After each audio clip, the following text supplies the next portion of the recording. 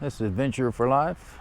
I'm Joel. This is day 11 continued, day 11 and a half of the Grenadier 15,000 mile cross-country trek. I have entered Kings Canyon. There was actually a area back there down the road that was called the Kings Canyon Overlook. I didn't see a sign that said entering Kings Canyon or anything like that, but the Kings Canyon Overlook didn't overlook anything.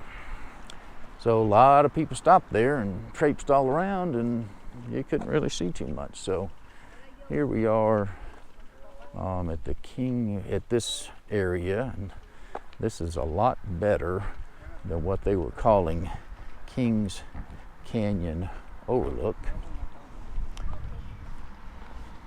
So it's part, Kings Canyon's part of Sequoia as far as I'm concerned. It's all, sharing the same general land area, and exactly what's different, I don't know. Is there a specific canyon like Grand Canyon that denotes King Canyon? Don't know. So we'll find out.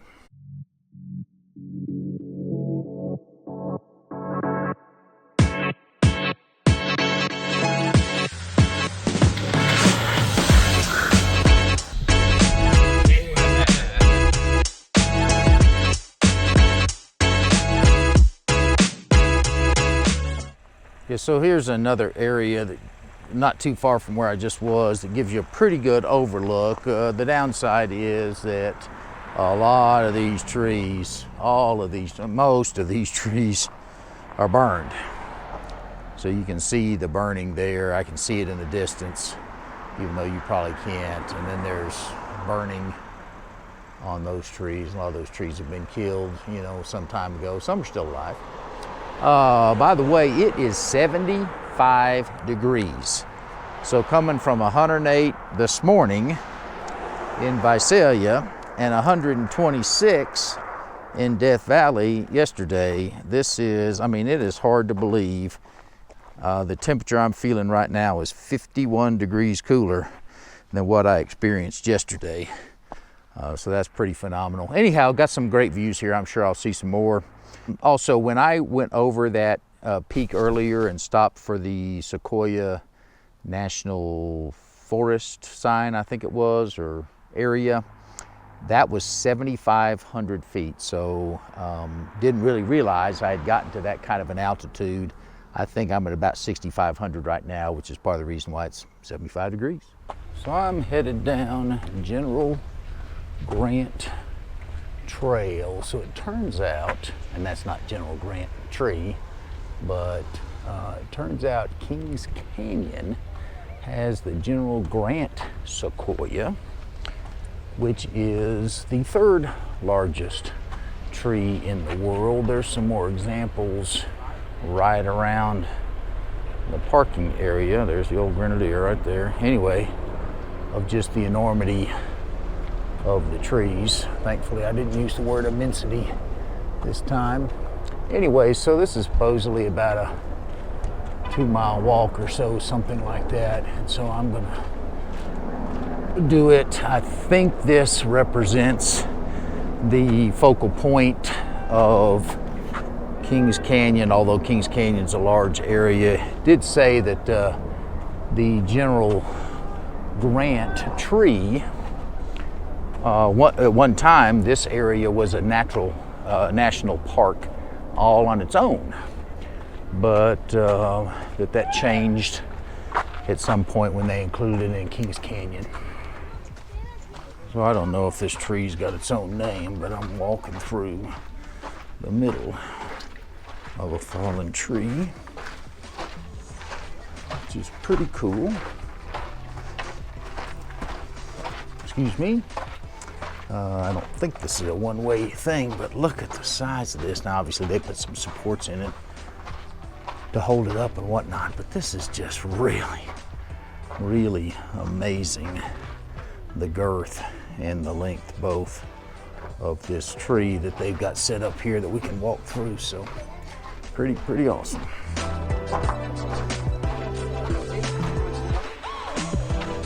So this fallen tree does have a name. It's called the fallen monarch.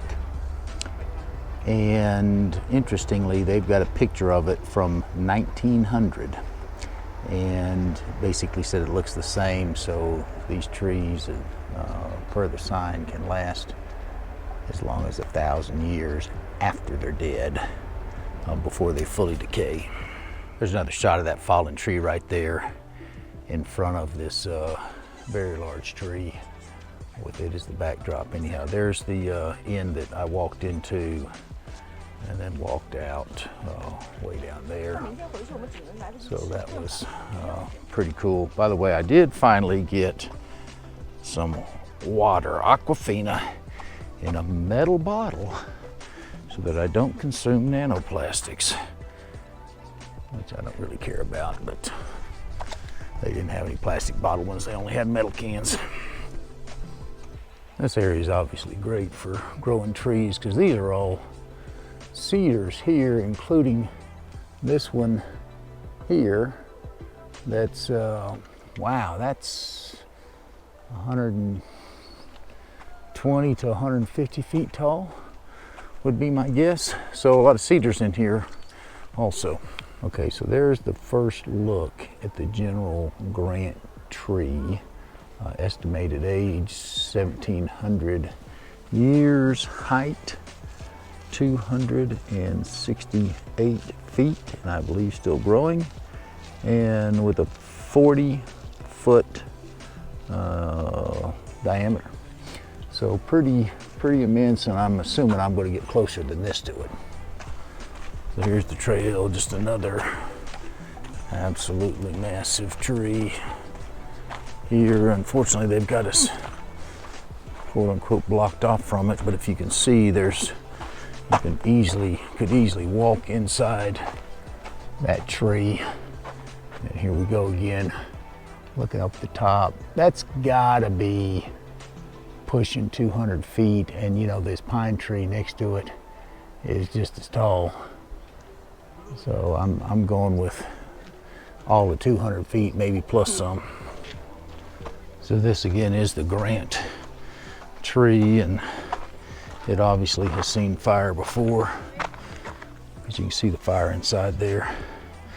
It's amazing how many of these the trunk is messed up in some fashion at the base, and they're still as massive as they are. And you can see just how unbelievably wide. Now they called this 40 feet wide. That ain't 40-foot diameter. Maybe it's a 40-foot circumference. I don't know.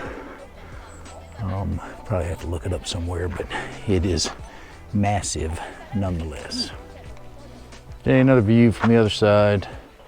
I'm probably getting tired of me doing this, but it's the immensity that matters, and it's just the girth of that thing is just really unbelievable. Now I'll give you a quick look at some of the other area around here. I did see, you see that pile of wood up there right in the middle of the screen.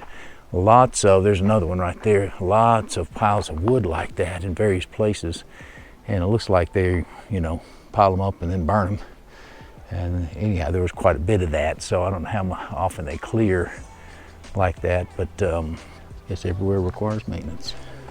Another just massive stump that has a path all the way through it. Now you can't walk through that, but you could certainly crawl through it, hopefully. Yeah, that's pretty amazing. That's 80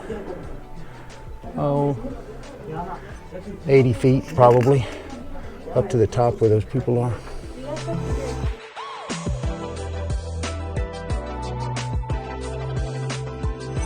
And there's old General Grant again. This appears to be his cousin. Why in the world did Grant, who led the Union Army to victory, take second billing to Sherman? I don't understand that. Okay, so again, it's not all just sequoias, because this in the foreground here is a pine, I'm pretty sure, and this back here is a cypress, I'm pretty sure. If it's not, I have certainly seen some cypress that are that large in here, or something that looks like a cypress. This is pretty cool. This cabin here was built in 1872 by a couple of brothers. They lived here just for a couple of years, and they had the rights to timber this land, which they obviously did, and it said they grazed sheep up here and whatnot. And then became a national park at some point not too long after that, maybe 20 years or so. And so then these trees were obviously protected, but hard to imagine that a couple of brothers lived in that cabin right here. And again, that is the General Grant tree right there, and that is their cabin from 1872. So they certainly had a pretty sweet place to live, and some great things to look at.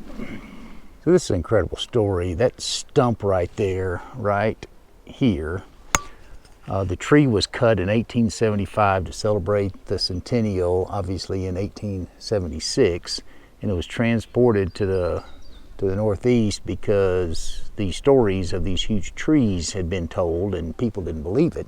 So they cut one down and parted it, cut it into sections and shipped it for the centennial celebration, and people thought it was a stunt, thought it was a ploy.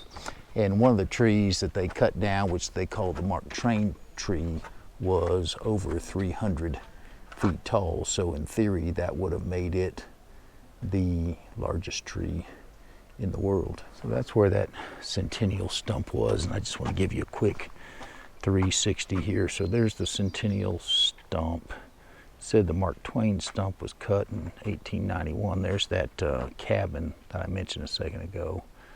There's some more just enormous trees. There's a little chipmunk right there, if you can see him. Another enormous tree.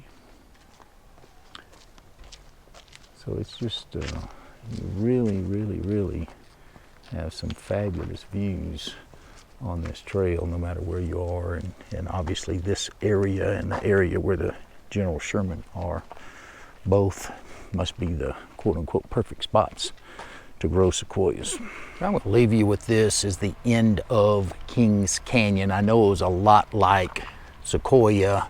It had a little bit of difference, but they're in the same general area. But here is a fallen dead tree, and then the dead tree right here in the middle that's probably 130 feet tall. And then I'll leave you with not newfound, but an immense living tree with the sun in the background. Pretty spectacular view. And again, thanks for coming along, and that's the end of day 11 and a half of the 15,000 mile Grenadier cross country trek. See you next week.